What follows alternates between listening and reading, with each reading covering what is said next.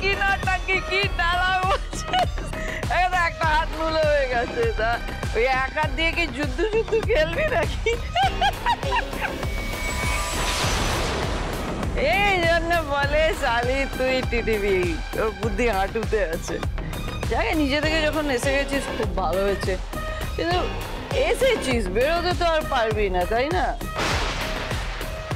আর বেশি বুকুনি মারার আগে না ওই নলিটাই আমি নামিয়ে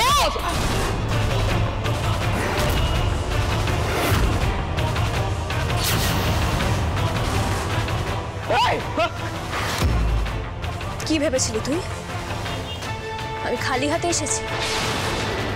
আমি সন্তানের মা শিবানী। সন্তানকে লালন পালন করতে যেমন ঝিনুক বাটি হাতে তুলে নিতে পারি, তেমন সন্তানকে রক্ষা করতে অস্ত্র হাতে তুলতে পারি।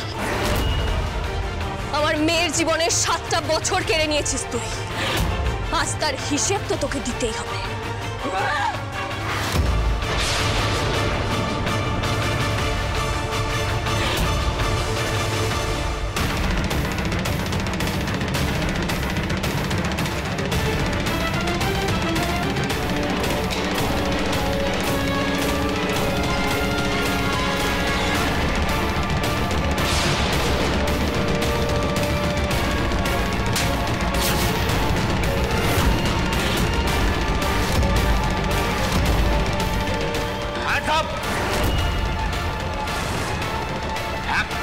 চেষ্টা করবে না, তাহলে কিন্তু এখানে শেষ করে দেবো।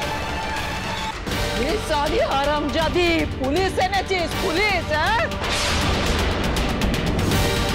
কি ভেবেছিলে তুমি শিবানী? বারবার তুমি ঘুঘু হয়ে এসে ধান খেয়ে চলে যাবে? আজ তুমি আমায় শিকার করতে গিয়ে নিজেই শিকার হয়ে গেছো শিবানী। আমার হাতে কাটারি ছিল, চাইলেই তোমাকে আমি 2 টুকরো করে ফেলতে পারতাম। কেন করিনি জানো? তাহলে তোমার আর আমার মধ্যে কোনো ফারাকই থাকে না। তুমি অপরাধ করতে হাতে অস্ত্র নাও, আর আমি অপরাধ দমন করতে। এবার যাও শিবানী, বাকি জীবনটা তোমার জেলেই কাটাও। অফিসার আমার স্বামীকে খবর দিয়েছে?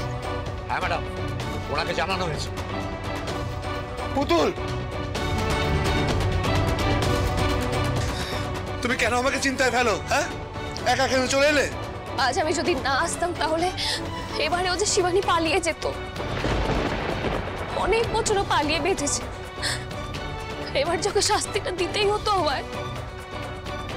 তুমি চিন্তা করো না, আমি ঠিক আছি। কোথায় ঠিক আছো? দেখতে পাচ্ছ না তুমি হাঁপাচ্ছ? কি হলো, তোমরা দাঁড়িয়ে রইলে কেন? নিয়ে যাও ওকে। আরে সালে পুতুল টিটিপি, কি ভেবেছিস হাজতের মধ্যে আমাকে রাখলে আমার খেল খতম হয়ে যাবে? হ্যাঁ,